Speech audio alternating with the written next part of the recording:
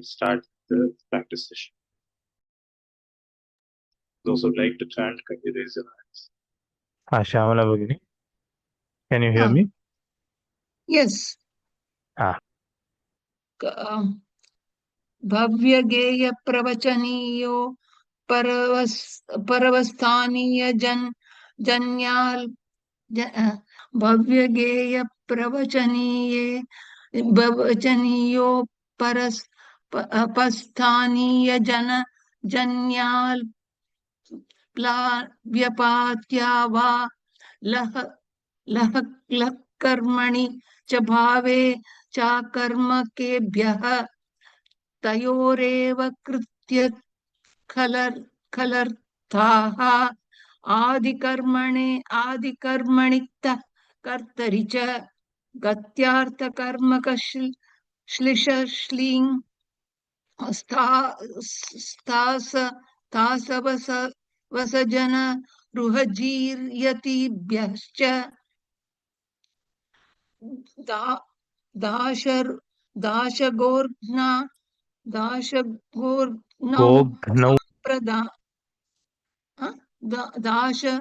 दाशगोघ्नौ संप्रदाने भीमादयोपादाने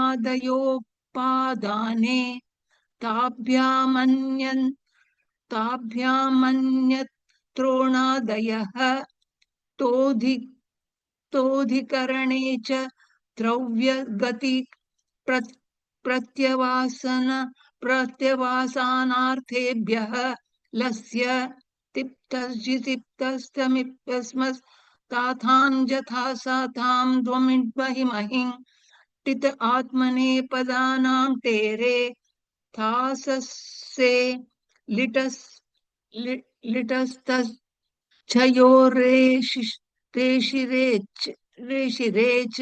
परस्मैपदानां नलस्तु स्थलतु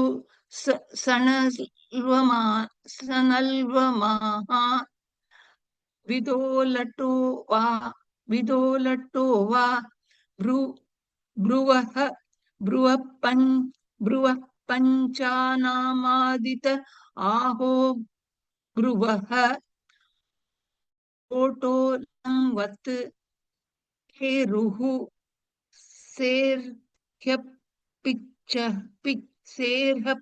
सेर्ह्यपिच्च वाछन्दसि मेर्निः आमेतः स्वाभ्यां वामौ आडुत्तमस्य पिच्च एत ऐ लोटोडाटौ आत ऐ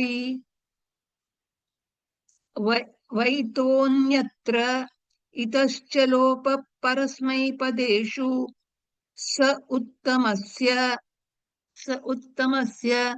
नित्यं इतश्च तस्थमिपम् अलम् धन्यवादः धन्यवादः सोनिया भगिनी राम राम राम तस्थमिपां तां तं तामः तस्थमिपम् तस्थमिपां thus you have sakara, two sakaras. Thus okay.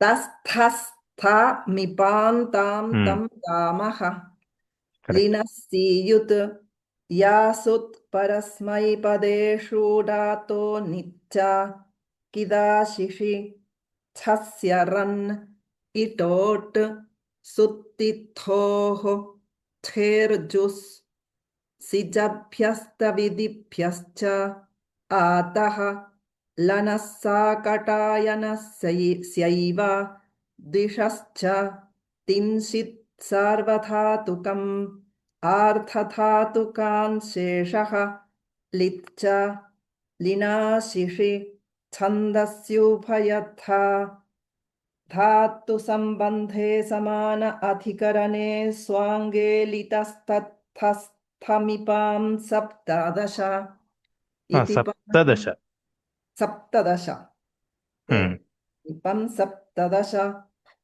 इति पाणिनीयसूत्रपाठे तृतीयाध्याये चतुर्थः पादः. Okay. Correct. You can start from first sutra. Maybe you can chant another 40 sutras. Okay.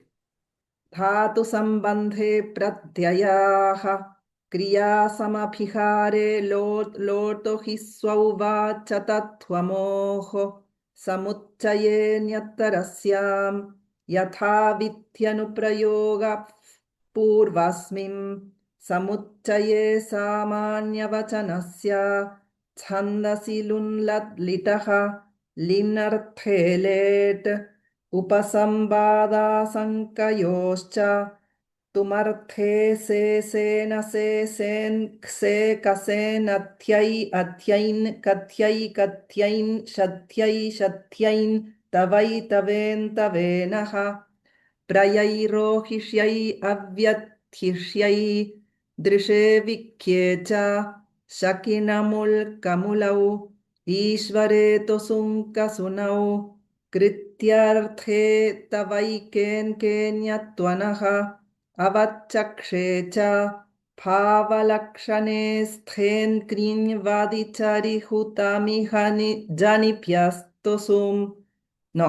जनिभ्यस्तोऽसुम् श्रीपितृदोः कसुम् अलङ्खल्वोः प्रतिषेधायोः प्राचाङ्क्त्वा उदीचान्मनो व्यतिहारे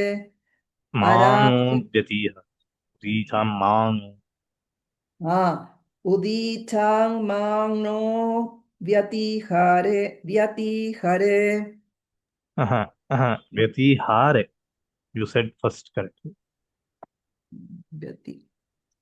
व्यतिहारे.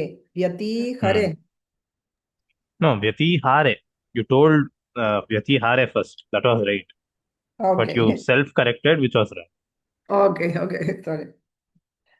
क्षम्यतां. व्यतिहारे परावरयोगे च समानकर्तृकयोः पूर्वकाले आभीक्ष्ण्येन मुल् च न यद्यनाकाङ्क्षे विभाषाग्रे प्रथमा पूर्वेषु कर्मण्याक्रोशे कृण्यः खमून्य स्वाधुमिनमुल् अन्यथैवं कथा इत्थं सुसिद्धा प्रयोगश्चेत् यथा तथयोरसूया प्रतिवचने कर्मणि दृशिविदोः साकल्ये यावति विन्दजीवो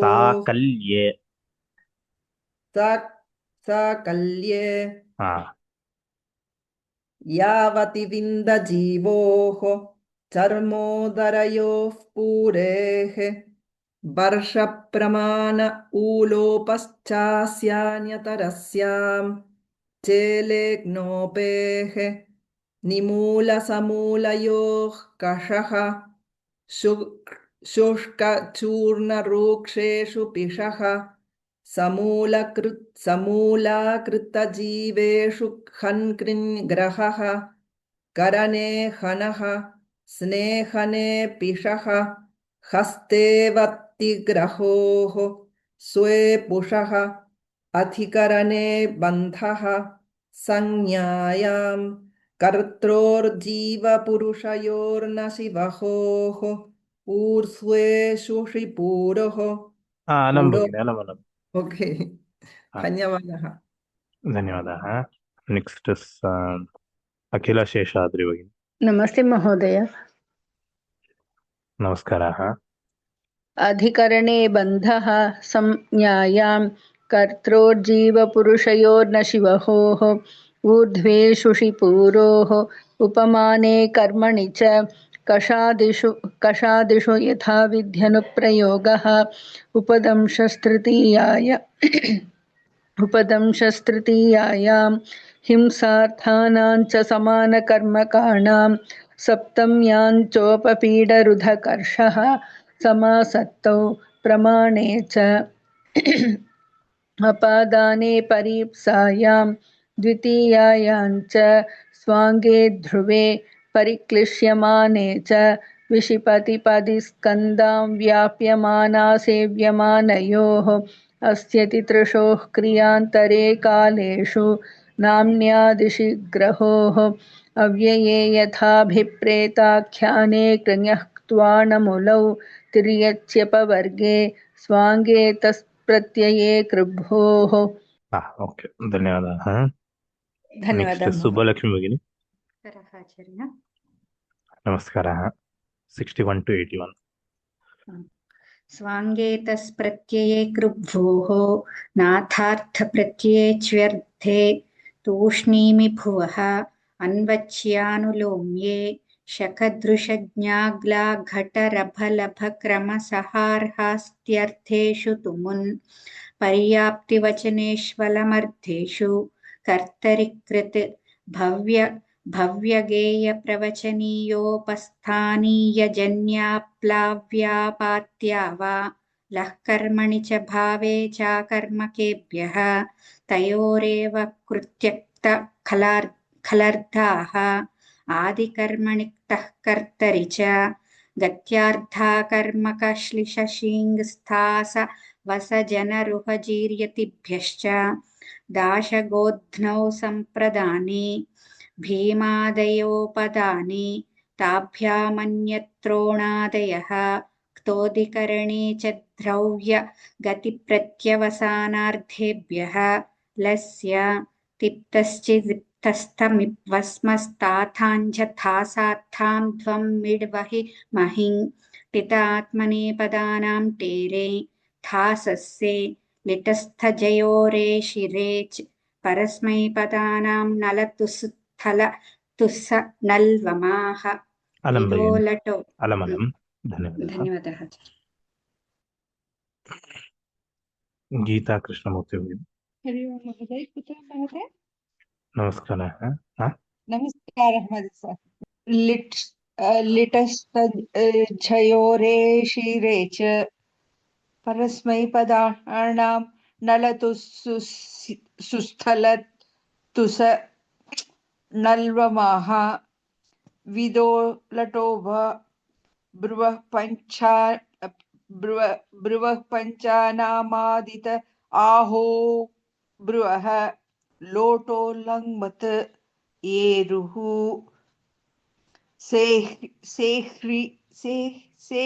सेह्रिपिच्च वाछन्दसि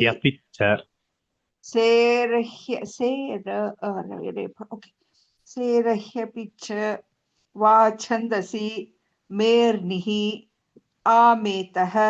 आमेतः स्वाभ्यां वामौ आडुत्तमस्य पिच्च एतयै लोटोढाटौ आतयै वैतोऽन्यत्र इतश्च लोपः परस्मैपदेषु आतयै वैतोऽन्यत्र इतश्च लोपः परस्मैपदेषु स उत्तमस्य नित्यं गितः इतश्च तस्थस्तमिपां तां ततामः. This is like Bharatanatyam Jati Mahoday.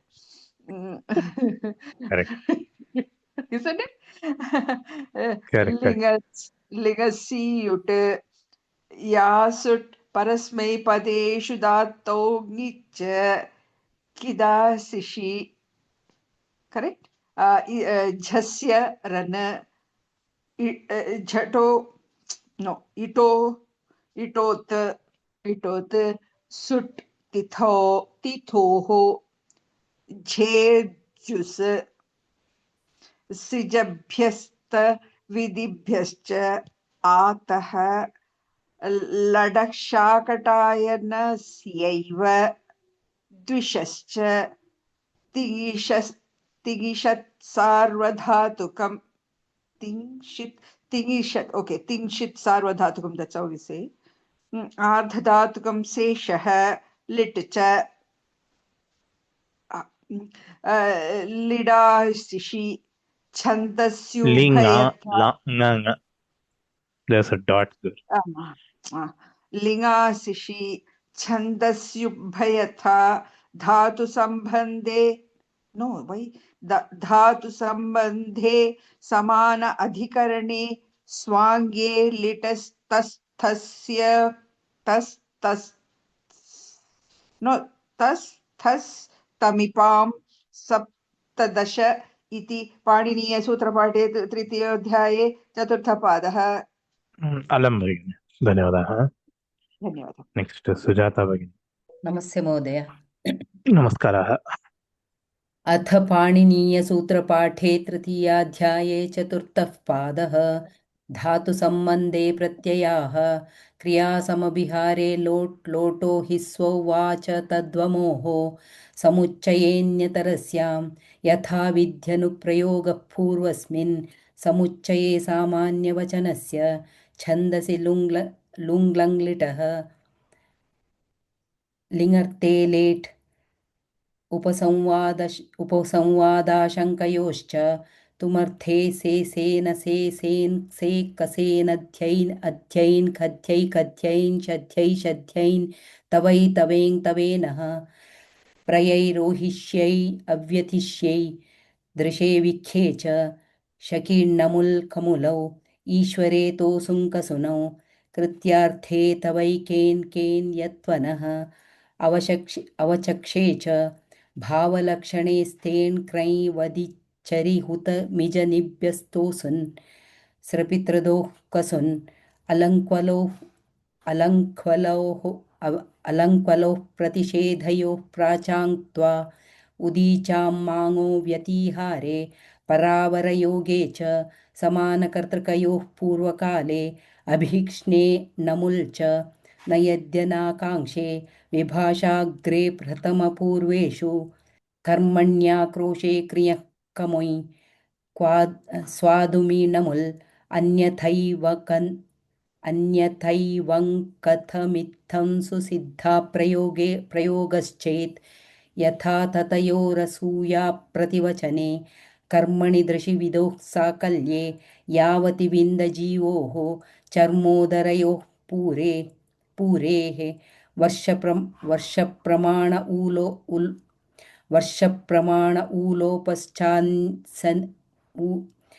वर्षप्रमाण ऊलोपश्चास्यान्यतरस्यां चेलेक्नोपेः निमूलसमूलयोः कषः शुष्कचूर्णरूक्षेषु पिशः समूलाकृतजीवेषु हन्क्रञ्ग्रहः करणे हनः स्नेहने पिशः हस्ते वर्तिग्रहोः स्वे पुषः अधिकरणे बन्धः।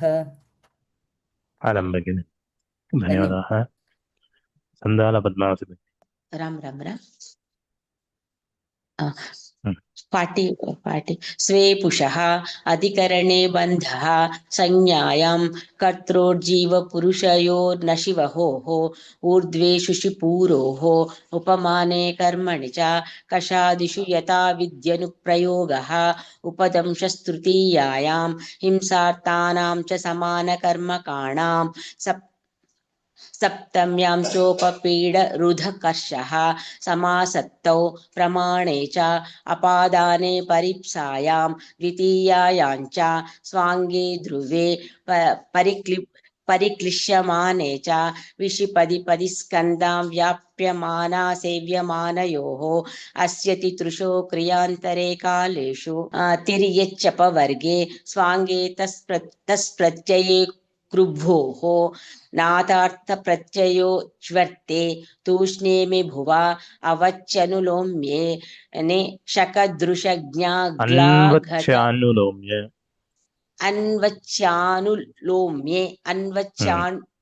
अन्वच्यानुलोम्ये शकदृशज्ञाग्लाघटरबलभ क्रमसहार्हास्त्यर्थेषु तुमुन् पर्यप्तिवचनेष्वलमर्थेषु कर्तरिकृत् भव्यगेयप्रवचनीयोपस्थानीयजन्याप्लाव्यापात्या वा लः कर्मणि च भावे चाकर्मकेभ्यः तयोरेव कृत्यक्त खलर्ताः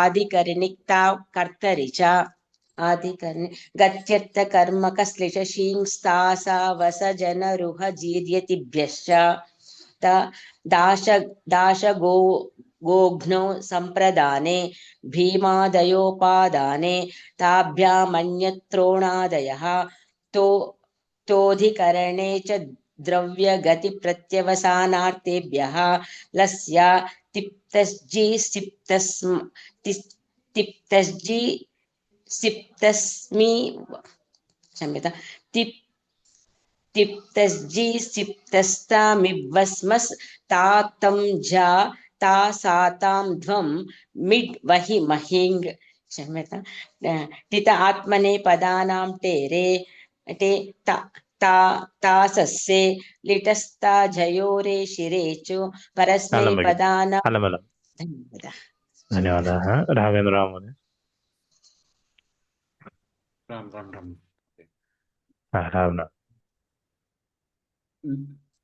लिटस्थजयोरे शिरे परस्मै पदानां नलतु सुस्थलतु सणल्वमाः विदो लटो वा ब्रुवः पञ्चानामादित आहो ब्रुवः लोटो लङ्वत् एरुः सेर्यपिच्च वाक्छन्दसि मेर्निः आमेतः सवाभ्यां वामौ आडुत्तमस्य पिच्च एत ऐ लेटो डाटौ आत ऐ वैतोऽन्यत्र इतश्च लोपः परस्मैपदेषु स उत्तमस्य नित्यं ङितः इतश्च थस्थस्थमिपां तान्तन्तामः लिङः सीयुट् यासुटु परस्मैपदेषु दात्तो ङिच्च किदाशिषि छस्यरन् इटोत् सुट्तिथोः झेर्झुसु सिजभ्यस्तविधिभ्यश्च आतः लङः शाकटायनस्यैव द्विषश्च तिंशित् सार्वधातुकम् आर्धधातुकम् शेषः लिट् च लिङाशिषि छन्दस्युभयता धातुसम्बन्धे समान अधिकरणे स्वाङ्गे लिटस्थस्थस्थमिपां सप्तदश इति पाणिनीयसूत्रपाठे तृतीयाध्याये चतुर्थः पादः सम्यक् अपराजिता you can also chant from 81 महोदय लिटस्तझयोरे शिरे परस्मैपदानां नलतु परस्मैपदानां नलतु सुस्थलतु सणल्वमाः विदो लटो वा ब्रुवः पञ्चानामादित आहो ब्रुवः लोटो लङ्वत् एरुः सेर्ह्यपिच्च वाच्छन्दसि मेर्निः आमेतः सवाभ्यां वामौ आडुत्तमस्य पिच्च एत ऐ लेटो डाटौ आत ऐ वैतोऽन्यत्र इतश्च लोपः परस्मैपदेषु स उत्तमस्य नित्यं ङितः इतश्च तस्थस्थमिपान्तातन्तामः लिङः सीयुट् तान्तन्तामः तान्तन्तामः तान्तन्तामः तस्थस्थमिपान्तान्तन्तामः लिङः सीयुट् यासुट् परस्मैपदेषु दात्तो ङिच्च किदाशिषि झस्यरन् इटोत् सुत्तिथोः झेर्जुस् सिजभ्यस्तविधिभ्यश्च आतः लङः शाकटायनस्यैव द्विषश्च तिङिषत् सार्वधातुकम् आर्धधातुकं शेषः लिच्च लिङाशिषि छन्दस्युभयथा धातुसम्बन्धे समानाधिकरणे स्वाङ्गे लित्स्तस्थस्थमिपां सप्तदश इति पाणिनीयसूत्रपाठे तृतीयाध्याये चतुर्थः पादः उत्तमम् धन्यवादः। अखिला भगिनी। अथ पाणिनीयसूत्रपाठे तृतीयाध्याये तृतीयः पादः उणादयो बहुलं भूतेऽपि दृश्यन्ते भविष्यति गम्यादयः यावत् पुरा निपातयो लट् विभाषा कदा कर्ह्योः किंवृत्ते लिप्सायां लिप्स्यमानसिद्धौ च लोडर्थलक्षणे च लिङ्चोर्ध्वमौहूर्तिके तुमुन्गुलौ क्रियायां क्रियार्थायां भाववचनाश्च अण्कर्मणि च लृट्शेषे च समियुद्रुदुवः शिणीभुवोनुपसर्गे वौक्षुश्रुवः अवोदोर्निय समिमुष्टौ परिन्योर्नीणोर्द्यूताभ्रेषयोः परावनुपात्ययिनः ऋदोरप ग्रहवृद्रनिश्चिगमश्च उपसर्गेदः व्यधजपोरनुपसर्गे स्वनः सोर्वा यमः समुपनिवेशितः समुदोरजः पशुषु अक्षेषु ग्लहः प्रजने सर्तेः संप्रसारणञ्च न्यभ्युपविषु आङ्गियुद्धे निपानमाहावः प्रघनः प्रघानश्च उद्घनोत्याधानम् अपघनोऽङ्गं करणेयो विदृषु स्तम्भे कच परौघः उपघ्न आश्रये सङ्घोद्घौ गणप्रशंसे उपसर्गे घोःकिः कर्मण्यधिकरणे च स्त्रियाङ्क्तिन् स्थापापापत्यो भावे महोदय नञ्यनिः आक्रोशे नञ्यनिः कृत्यल्युटो बहुलं नपुंसके भावेक्तः लुट् च कर्मणि चयेन संस्पर्शात् अन्येभ्योऽपि दृश्यते वर्तमानसामीप्ये वर्तमानवद्वा आशंसायां भूतवच्च आं महोदय ओके अन्येषामपि अन्येषामपि दृश्यते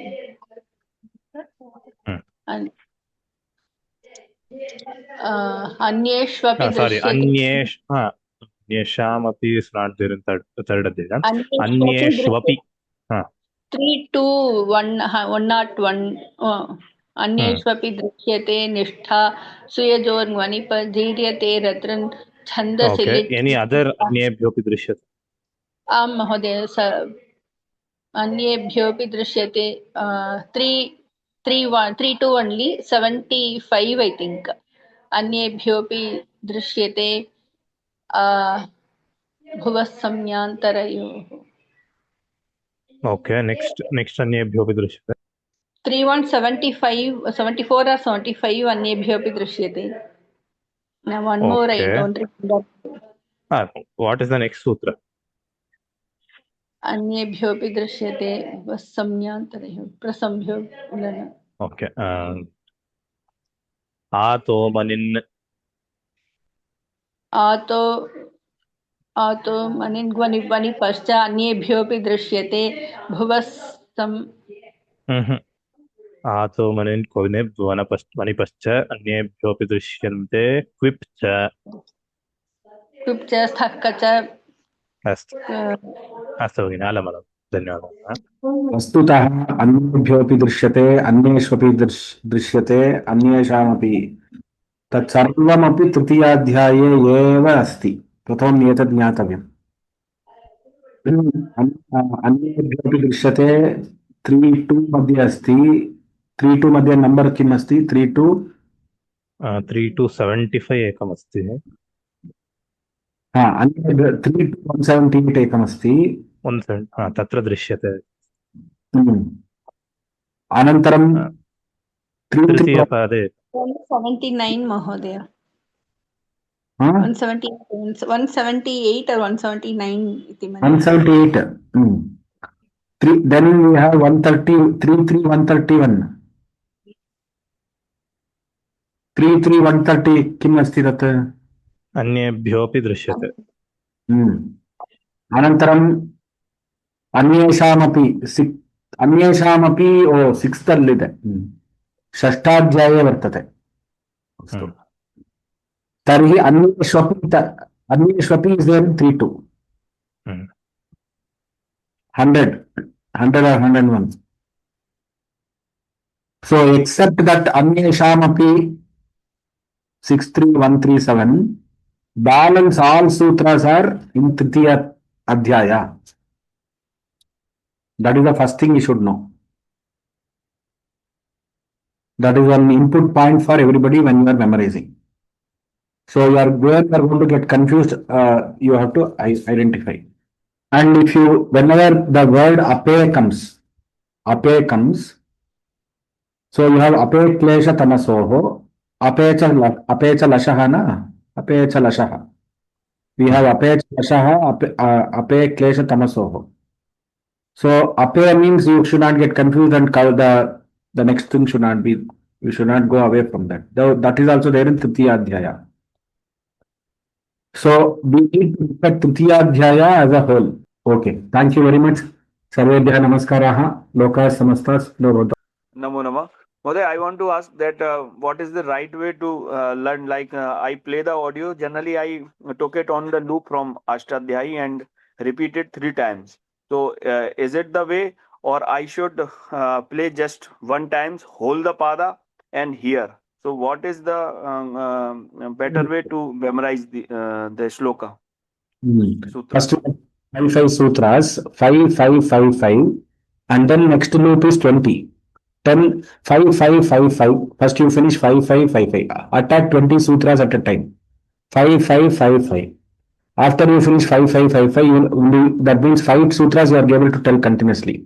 Next 5. You have done 20 now. After that 10, from 1 to 10. Then next 10. Then go for the whole 20. That way this you will get everything. 20 will come. Next 20. So totally you have to attack 20 sutras at a time. That is one session, you can say. One session I will do 20 only. In that 20, divide into 4 5s. And do finish each 5 and then go for 10 and go for 11 to 20, then 1 to 20. Okay. Like finish 21 for per day 20. Beyond that, not recommended. Okay. Small children, it is recommended. Small children can do 60 also. Small children, they will do. And the teaching, the audio, hearing to the audio or the teaching should happen 10 times. I will teach 3 times. We teach 3 times in the live webinar. Suppose you have not attended one class, 2 you have attended. Make sure you hear 10 times. 10 times, after 10 times you should go for memorize practice. The first part is called familiarization of the words of the sutra, which will happen like studying the Vedas. So 10 times if you do, you will get familiarized with the sutra and the words in the sutra. Everything will get clear. After that, you should go for by hearting. That is 5, 1 to 10, 11 to 20, then 1 to 20. Then you have to connect next day, though this is day 1. Day 2 will be 21 to 40. 5 will do. Day 3 will be 41 to 60. 5, then 1 to, like that you will keep on doing. After few 20 sets, you have to connect 1 to 40, then 41 to 80. That 40 sets you have to do. Then you connect 1 to 80, then like that you have to build this. It is like building a tower. Yes. And if you do like this, the sutra will never go away from your brain. Okay. Everybody can by heart if you do like this. Okay. Thank you. Thank you very much. The most obstacles that we have is we will not give the requisite time for by hearting 20 sutras. That is the first obstacle. By that time, some disturbance will come, something else will capture our attention. In this dramatic world of distractions, we will get, I am not telling only for you, for me also it happens. And we get this one. That is the first, this one. And one day we will do 20 sutras, we feel happy, we will think that, okay, I will be able to do the whole Ashtadhyayi like this. Yes, sir. But when it comes to connecting between, so full pada telling and all is, it requires some practice. You have to practice full pada. Especially if it has more than 100 sutras, we have to practice telling the full pada because you will forget. Then after each pada, imagine the full adhyaya you have to tell. Then all the 8 adhyayas, that cumulative assessment, the final assessment, all 8 adhyayas. So it requires that much of amount of effort if you put the final day, on the final day, like it is like Dhoni playing 15 hours a day practicing. Dhoni or Sachin Tendulkar practicing for 16 hours. TK Shrikant. Dhanyavada. Ram Ram Ram. Loka Samastha Sukhino Bhavantu. ಧನ್ಯವಾದ. ಧನ್ಯವಾದ. ಧನ್ಯವಾದ.